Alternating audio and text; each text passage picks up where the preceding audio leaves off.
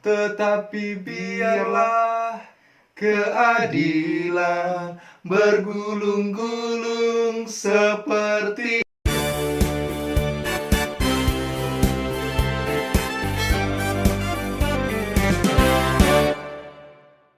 halo. Di mana kita berada, semoga kita sehat selalu. Oke, hari ini kita akan bahas ada 3 bahaya dalam memberitakan kebenaran atau keadilan. Check this out. Bahaya yang pertama, ya, itu di saat kamu sedang memberitakan kebenaran dan keadilan. Waspadalah terhadap mereka yang kanibal. Ingat, di sini bukan kanibal sebagai pemakan daging manusia, tetapi bagi mereka yang haus akan darah. Bisa saja ketika kamu menyatakan kebenaran, kamu dianggap musuhnya, dan kamu bahkan tetap menjadi seorang musuh di hadapan mereka. Sama seperti Amos yang diadukan kepada raja. Itulah orang yang ingin menjatuhkan seseorang itu, karena mereka tidak suka dengan kebenaran dan keadilan. Yang kedua, ketika Anda menyatakan kebenaran atau keadilan, waspadalah terhadap musuh, karena musuh bisa saja memutarbalikkan keadaan. Oleh karena itu, saudara-saudara, Bapak Ibu, ketika kita menyatakan kebenaran, membela keadilan, maka berhati-hatilah dalam mengutarakan perkataan.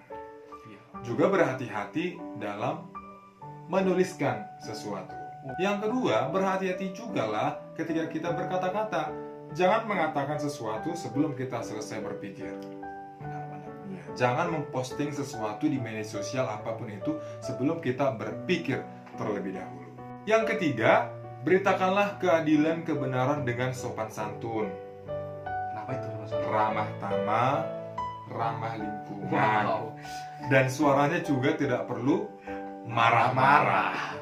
Bahaya yang ketiga, yaitu di saat Anda memberitakan keadilan atau kebenaran, yaitu hati-hatilah kepada orang yang jahat. Karena bisa saja reputasi Anda menjadi sasaran utamanya. Sama seperti Amos, yang dihadapinya ialah para raja, para imam, dan para orang-orang besar. Bahkan sampai dia diusir dari sebuah bangsanya itu sendiri.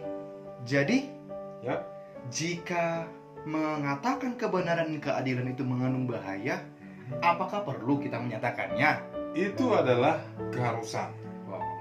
Karena orang yang percaya itu dipanggil untuk menyatakan kebenaran dan keadilan dalam komunitasnya, dalam keluarganya, di dalam gerejanya, atau juga dalam bangsa dan negara. Nah, kalau gitu caranya bagaimana dong?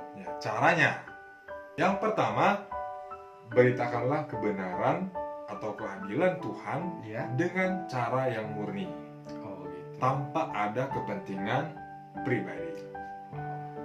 Yang kedua, kita harus setia dan berjuang dalam menyatakan keadilan dan kebenaran.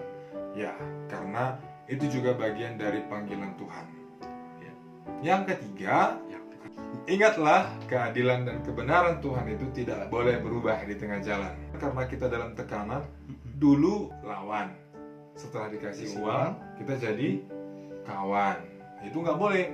Seperti lagu ini. Tetapi biarlah keadilan bergulung-gulung seperti air, dan kebenaran seperti sungai yang selalu mengalir.